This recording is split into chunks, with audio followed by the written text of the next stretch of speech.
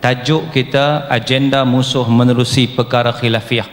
Perkara yang pertama sekali, hendaklah kita faham tentang keutamaan yang disebut oleh Syekh Yusuf Qaradawi dalam buku beliau Fi Fiqhil Awlawiyat, memahami keutamaan. Penting untuk kita faham keutamaan dalam kehidupan kita ini supaya kita tidak terbabas dan akhirnya kita dikuasai oleh musuh sama ada kita sedar ataupun tidak sedar. Maka dengan sebab itu diriwayatkan oleh Ibn Kathir dalam kitab Al-Bidayah wan Nihayah bagaimana sekumpulan rombongan yang datang daripada Iraq, mereka pernah bertanya kepada Ibn Umar tentang hukum darah nyamuk ketika mana berihram. Lantas Ibn Umar radhiyallahu an melenting kerana soalan sedemikian bukanlah prioriti keutamaan ketika itu, sedangkan waktu itu kes pembunuhan Sayyidina Husin masih lagi belum selesai. Golongan ini, puak-puak ni mari daripada Iraq dan Sayyidina Husin dibunuh di Iraq, tetapi mereka tidak bincang tentang persoalan itu, maka bincang tentang darah nyamuk. Mana di sini Ibn Umar marah dalam persoalan ini. Bukan makna tak penting soal-soal ihram ini, penting, tetapi melihatkan satu isu yang lebih penting daripada itu, tentang pembunuhan Sayyidina Husin di Karbala. Tuan-tuan yang dirahmati Allah Ta'ala sekalian, maka pada hari ini kita lihat umat Islam pada masa kini dihadapkan dengan pelbagai isu yang memeningkan bukan saja masyarakat tapi para ilmuwan, kerana mereka seolah-olah gagal untuk memikirkan perkara yang paling utama di antara banyak perkara yang penting yang akhirnya menjadi umat Islam menjadi lemah sebab dia tak tahu yang mana yang lebih penting. Sebab itu kalau kita tengok dalam hadis Nabi SAW, Nabi pun sebut, Nabi kata al-iman bid'un wa sab'una syu'bah a'laha kalimatu la ilaha illallah wa adnaha imatatul adha 'anil tariq, atau kama qala Nabi sallallahu alaihi wasallam. Nabi kata bahawa iman itu ada 70 cabang lebih. Antara cabang-cabang itu dia bukan sama ranking dia ada berbeza di antara satu sama lain. A'laha yang paling tinggi kalimah la ilaha illallah, wa adnaha yang paling rendah imatatul adha 'anil tariq, membuang perkara-perkara menyakiti di jalan. Jadi kalau kita fokus pada jalan saja, buang sampah di jalan, tapi tak fokus pada keimanan kepada Allah Ta'ala, maka di situ kita akan mendapat kerugian. Bukan makna buang sampah itu tak betul, bahkan baik, terbaik, tetapi keimanan itu lebih utama dalam soal ini. Maka digabungkan, utamakan keimanan, selepas itu pergi kepada perkara-perkara yang lain.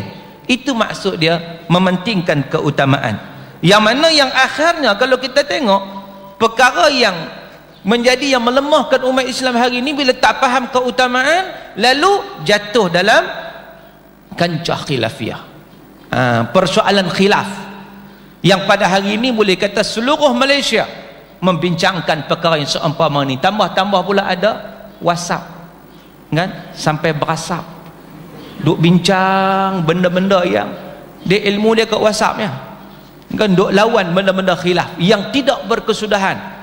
Hak duk bincang tentang tauhid 3 ke, tauhid sifat 20 ke, hak duk bincang tahlil ke, tak mau tahlil ke, sampai bila pun kita tak tahu akan berkesudahan. Sedangkan dalam masa yang sama mereka tidak mementingkan agenda lebih besar daripada itu untuk memartabatkan agama Allah Subhanahu wa Ta'ala. Maka dengan sebab itu kalau kita tengok Al-Imam Syed Hasanul Banna dalam Usul 20 juga menyatakan kalau orang duk bincang-bincang tentang benda-benda khilafiyah ni, dia bagi dua. Dia kata apa? Bid'ah tu, kalau bincang soal bid'ah lah, biasanya orang bincang soal bid'ah. Bid'ah ni dia bagi dua. Yang pertama al-bid'ah al-muharabatu 'alaiha, yang kedua al-bid'ah al-mukhtalaf fiha. Yang pertama bid'ah yang wajib diperangi, yang keduanya bid'ah mukhtalaf fiha, bid'ah yang menjadi khilaf di kalangan ulama. Tetapi malangnya dia kata orang fokus kepada benda khilaf ini sampai dilupa kepada bid'ah al-muharabatu 'alaiha, bid'ah yang wajib diperangi, yang benar-benar bercanggah dengan Quran dan juga sunnah Nabi sallallahu alaihi wasallam. Dan masalah yang disebut oleh Al-Imam Hasanul Banna itu berlaku pada zaman kita sekarang ini.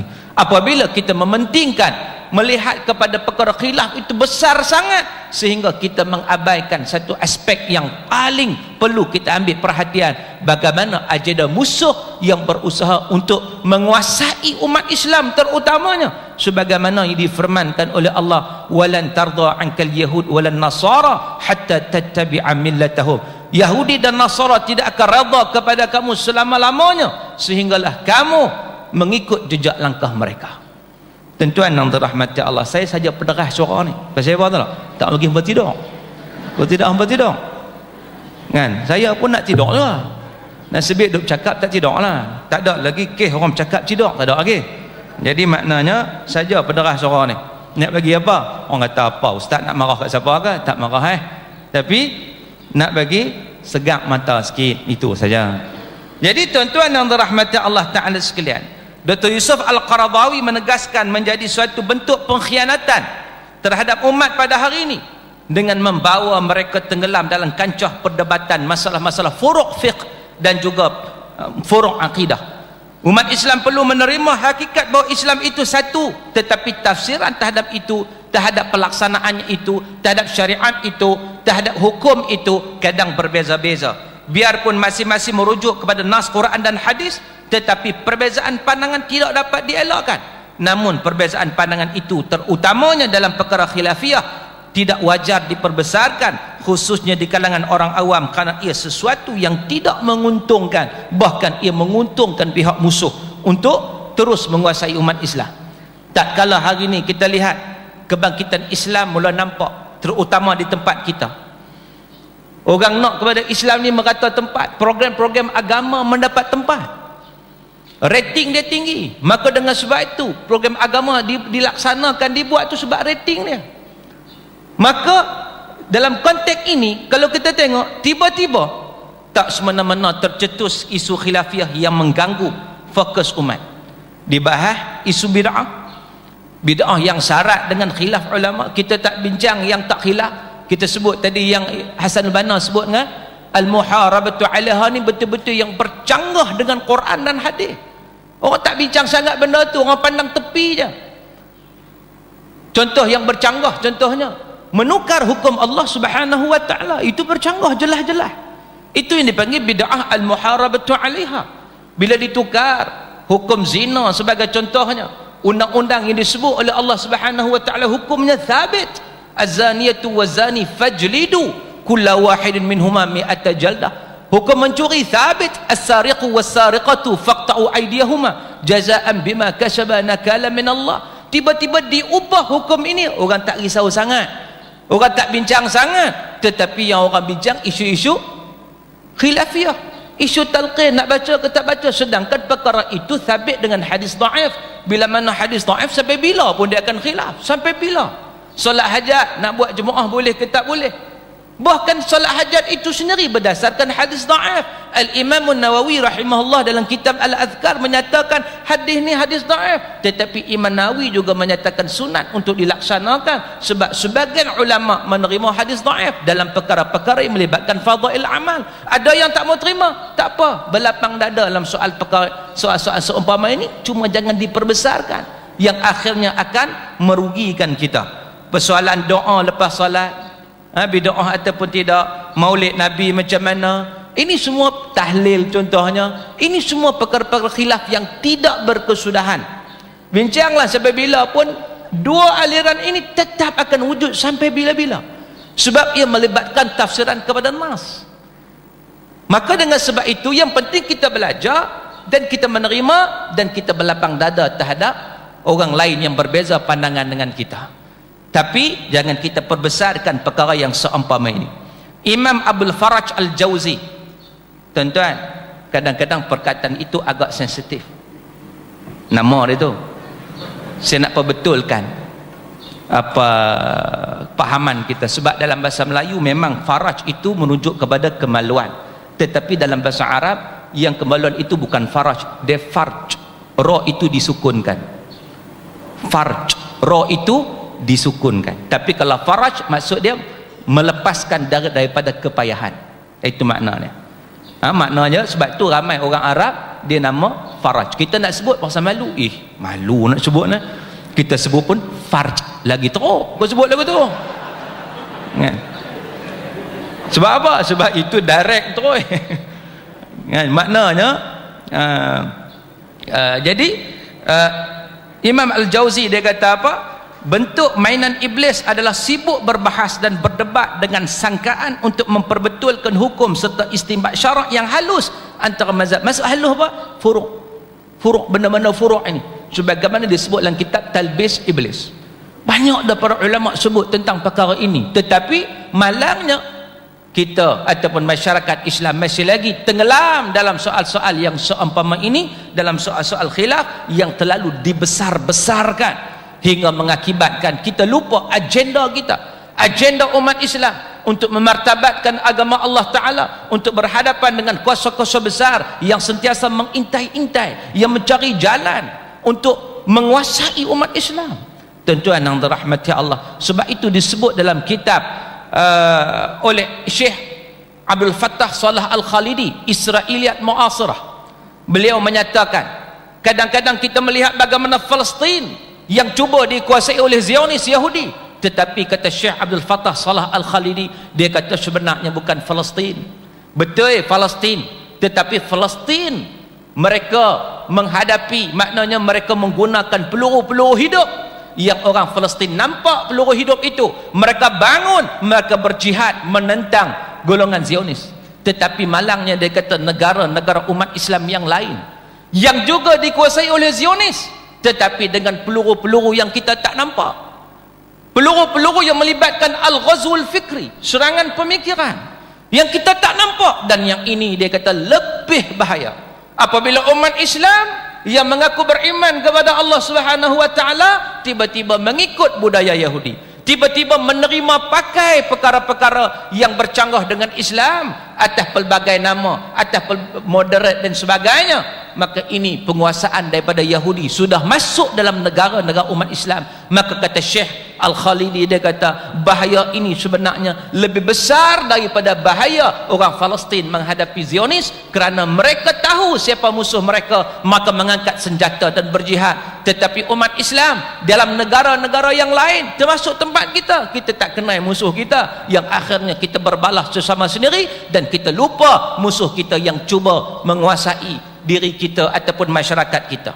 Tuan-tuan yang dirahmati Allah Ta'ala sekalian, serangan doktrin liberal ni dalam kegairahan umat Islam berpolemik dalam isu yang khilafiyah dan perbezaan dalam pendekatan tauhid. Saya sebut tadi tauhid 3 ke sifat 20 orang, hak ni mentadbih dia, hak ni mentadbih dia, bila nak habis tak. Sedangkan tauhid 3 ke sifat 20 ke itu metodologi nak kenal Allah Subhanahu wa Ta'ala, yang sepatutnya nak kenal Allah dan jangan menyerupakan Allah dengan makhluk. Settle. Macam mana cara, metodologi pun tak apa. Akhirnya bila berbalah soal ini, kononnya ia merupakan perkara akidah yang perlu ditegakkan, yang akhirnya saling kafir mengkafir di antara umat Islam. Akhirnya dia tak kenal siapa musuh dia, habis hilang, manusia tenggelam tuan-tuan. Dan kemarahan doktrin Islam liberal yang mula mengambil alih penguasaan minda kebanyakan masyarakat awam kita pada hari ini juga menjadi satu ancaman yang boleh kita kata sebagai ancaman yang besar. Dan di sini kita sedar atau tidak sedar, sebenarnya ia merupakan strategi barat terhadap Islam. Sebenarnya itu juga merupakan strategi. Maka sibukkan kita tentang perkara-perkara tersebut. Contohnya RAND Corporation merupakan salah sebuah badan pemikir bagi pihak Amerika Syarikat dalam rangka menangani kebangkitan Islam. Mereka ada badan yang khusus macam mana mereka kaji. Sebab itu golongan orientalis tuan-tuan, golongan mustasyriqun, golongan itu memang khusus mengkaji tentang Timur, mengkaji tentang Islam. Mereka mengkaji Quran, mereka mengkaji hadis Nabi, mereka mengkaji pemikiran Islam. Tapi mereka mengkaji bukan nak beriman dah, tapi mereka mengkaji macam mana cari jalan, macam mana nak menyekat perkembangan gerakan-gerakan Islam, menyekat perkembangan dakwah Islam dan sebagainya. Maka dengan sebab itu, antara tulisan mereka yang perlu diamati, antaranya tulisan Cheryl Bennett yang berjudul Civil Democratic Islam pada tahun 2004, yang mana beliau cuba membawa golongan tradisionis diheret untuk bertembung dengan kelompok yang fokus ingin menegakkan Islam. Beliau cuba bawa, maknanya beliau memupuk satu pertembungan golongan tradisionalis, golongan yang melihat kepada pegangan-pegangan kepada mazhab ini dengan cuba mempropagandakan ataupun memasukkan dalam perkara-perkara yang menjadi khilafiyah itu sebagai satu benda yang besar, sehingga melupakan fokus utama untuk menegakkan Islam. Sebab Barat cukup takut dengan Islam sebenarnya, Yahudi cukup takut, dan mereka yakin, mereka tahu Islam akan bangkit, tetapi mereka berusaha untuk menyekat perkara-perkara seumpama itu dengan sedaya upaya mereka. Apa kesan daripada modus operandi yang dibuat ini? Masyarakat pening dengan isu cabang agama, pening sampai lah pening kan? Kita pun pening nak ni tengok pening tu berjawab tak boleh lah dia pening tu dia pun tak boleh fokus lah kan. Topik perjuangan Islam dipertikaikan, perjuangan Islam tu ditinggal terus. Dia kata dari sudut Islam ni, dia kata satu perkara yang dia lihat pada satu sudut yang sempit. Dia seolah-olah melibatkan kalau perjuangan Islam itu sudah tidak ada. Dilupa pada Rasulullah sallallahu alaihi wasallam yang memperjuangkan agama Allah sehingga tertubuhnya negara Islam di Madinah Al-Munawwarah. Rasulullah itu tidak ada soalan itu. Dan melahirkan golongan fanatik mazhab yang saling bertempur, bergaduh sama sendiri. Tuan-tuan, sampai timbul istilah Wahabi, istilah Sufi dan sebagainya. Sedangkan Wahabi bukan mazhab. Kita pergi tengok orang tak baca qunut, kita kata dia Wahabi. Sedangkan tak baca qunut itu dalam mazhab Hambali, dalam mazhab Maliki, dalam mazhab Hanafi. Apa masalahnya? Tak baca sudah, baca tak ada masalah. Kita kebanyakan kita mazhab Syafi'i kita baca, orang tak nak baca tak ada masalah, tak usah baca. Tetapi ditimbulkan isu-isu ini, berlakunya fanatik dan sebagainya, yang akhirnya kita sebut tadi akan merugikan umat, dan seterusnya memberi talian hayat buat pendukung sekular dengan mempertikaikan perkara-perkara yang dilaksanakan di dalam syariat Islam. Munculnya kempen yang kelihatan seperti sufi tetapi bertujuan menghanyutkan umat Islam dari mengambil bahagian dengan komitmen menegakkan Islam. Di nak Islam ni ditinggal terus komitmen untuk menegakkan Islam, seolah benda tu tidak ada. Benda tu seolah lari daripada fokus untuk menjalani latihan kerohanian. Tapi sebenarnya tidak, tuan-tuan. Kalau kita kaji sufi yang sebenar, kita tak usah tengok tokoh-tokoh Arab lah. Tokoh Arab kita kata jauh dengan kita. Kita tengok tokoh-tokoh orang Melayu. Syekh Abdul Samad Al-Falimbani contohnya. Semua orang kenal Syekh Abdul Samad Al-Falimbani. Kenal tak? Kenal ke tak ni? Hampa ni faham soalan ke tak? Kenal tak Syekh Abdul Samad Al-Falimbani? Tak apa nak jawab ni, tak kenal apa. Dia orang mana? Dia orang mana? Duk sebut Palembang, duk tanya lagi orang mana kan? Palembang lah. Syekh Abdul Samad Palembang orang Palembang, lahir di Palembang tapi membesar di Kedah. Dia anak mufti. Dia sufi, dia memang sufi. Tengok kitab dia apa, Syairus Salikin, Hidayatus Salikin, sampai dia digelar sebagai Imam Ghazali kecil Nusantara. Orang sufi. Tetapi adakah beliau meninggalkan jihad? Beliau tidak meninggalkan jihad. Adakah beliau meninggalkan negara? Ya, beliau meninggalkan negara, pergi belajar 35 tahun di Mekah Madinah. Tetapi bila mana waktu itu Siam serang tanah Melayu, waktu itu peperangan Kedah Patani lu sekali, Siam serang, beliau belajar tokoh sufi yang sangat hebat ini, belayar balik. Untuk apa? Untuk mempertahankan negara, untuk berjihad dalam menghadapi golongan Siam waktu itu yang kita kata kufar. Tuan-tuan yang dirahmati Allah, maknanya beliau tak duduk seorang-seorang. Beliau melibatkan diri dalam soal-soal kenegaraan yang akhirnya Syekh Abdul Samad Al-Falimbani syahid. Syahid, dipancung kepalanya, dikatakan tahun 1828, satu riwayat kata 1832. Sampai hari ni orang cari makam dia di Petani tu. Jadi tuan-tuan, kita lihat bagaimana. Tapi hari ini kadang-kadang atas nama sufi hanyutnya. Tak salah sufi, tetapi kita mesti mengingat kerangka yang lebih besar daripada itu untuk kita menyedari apa perkara-perkara yang dilakukan oleh musuh. Konflik antarabangsa kita tengok, pertembungan Sunni Syiah, Salafism, Sufism, ISIS, terorisme dan sebagainya, ini juga dimainkan oleh pihak musuh-musuh nak bagi pertelagahan itu berlaku dan dikaitkan dengan keganasan dan sebagainya. Jadi Apakah Malaysia negara sasaran oleh Barat? Ada lagi 1 minit. Sebab kalau ikut saya kena berhenti pukul 12.45, 20 minit kan. Saya biasanya start pukul berapa tak apa, berhenti mesti on time. Itu prinsipnya lah. Jadi tuan-tuan, Malaysia negara sasaran. Kebelakangan ini kita sering mendengar istilah terorisme, ekstremis dan sebagainya yang dikaitkan dengan gerakan Islam dan umat Islam. Adakah benar mereka ganas? Memang ada lah seorang dua, bukan tak ada. Yang ekstrim ni ada, bukan tak ada. Tapi dia bukan melibatkan Islam saja. Mana-mana manusia pun ekstrim kalau dia tidak berilmu. Itu dia punca. Itu dia punca. Tetapi mereka cuba kaitkan dengan gerakan Islam itu sendiri. Maka dengan sebab itu kita tengok bagaimana di Mesir dikaitkan Ikhwanul Muslimin sebagai golongan yang ekstrim yang wajib diperangi. Dikaitkan pula mereka ni puak Wahabi, dikaitkan puak Ikhwanul Muslimin, sedangkan tak kena mengenal langsung. Dicari alasan-alasan untuk mengaitkan, yang akhirnya mengangkat sekular, akhirnya mengangkat golongan-golongan yang berpaksikan kepada Zionis, kepada Barat. Dan kita tengok kebangkitan Islam di Malaysia nampak agak ketara. Maka ini amat membimbangkan mereka. Jadi musuh Islam pasti tidak akan membiarkan Islam bangkit dengan selesa.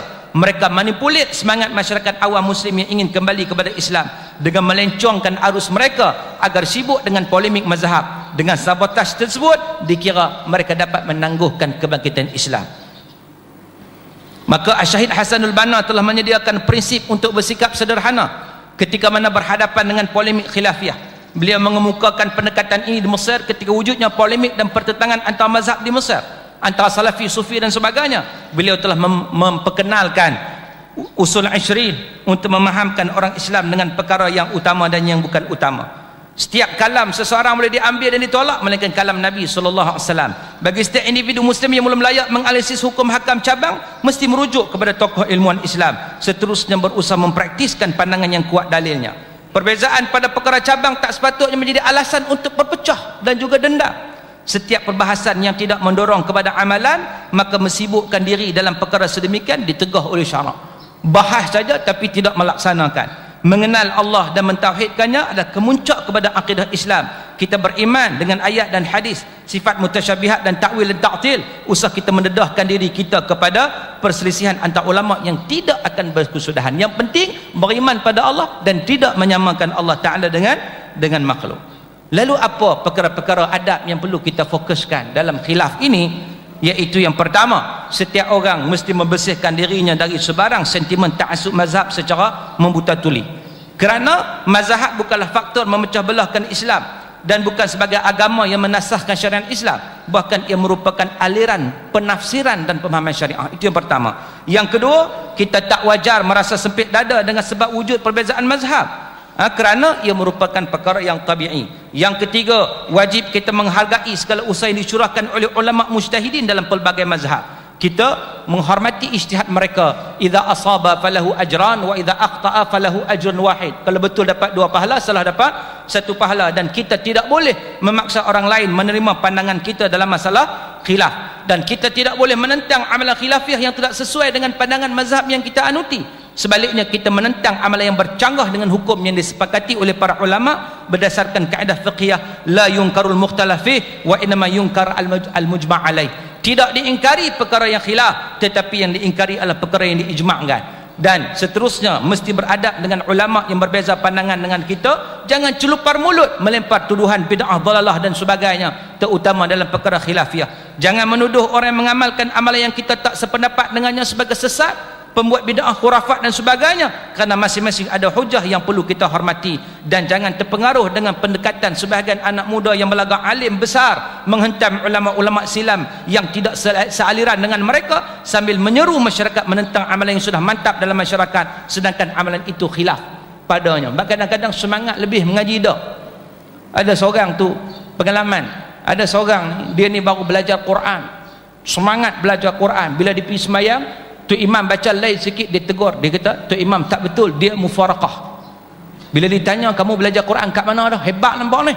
Baru Iqra' 5. Baru Iqra' 5 tapi hebat. Maknanya tu imam tu tak betul dah. Sedangkan dia tak tahu hak lain. Jadi sebagai seorang pendakwah, guru atau siapa juga, bijak, hendaklah kita bijak dalam menangani masalah khilafiyah. Amat bodoh kalau seseorang pendakwah membangkitkan perkara yang remeh-temeh dan khilafiyah dalam ceramah mereka, kerana ini boleh menimbulkan perpecahan dalam masyarakat dan tuduh-menuduh antara satu sama lain. Dan sebagai seorang pendakwah juga kita perlu memfokuskan pengajaran kepada persoalan pokok yang membangun, bukannya meruntuh, sebagaimana yang diungkapkan oleh Syekh Abdul Rashid Ridha, nata'awan fima ittafaqna alaih wa ya'dhuru ba'duna ba'dha fima ikhtalafna fih. Dan penutup, penat berderah. Duk tunggu pengurusi nak bagi apa? Bagi apa amaran tak ada pun. Kan? Tapi tengok masa dah lebih dah. Jadi penutupnya, sama-sama kita memahami aliran mazhab dalam Islam, menekuni sejarah yang menjadi latar kemunculan aliran mazhab, menahan diri dari terlibat dalam polemik mazhab, memperuntukkan fokus yang serius berdepan dengan serangan pemikiran kata Islam. Ingat itu, serangan pemikiran yang akan berterusan sampai bila-bila, dan sensitif menghidu perancangan musuh di peringkat global yang melakukan ona di peringkat tempatan. Wallahu a'lam. Wassalamualaikum warahmatullahi wabarakatuh.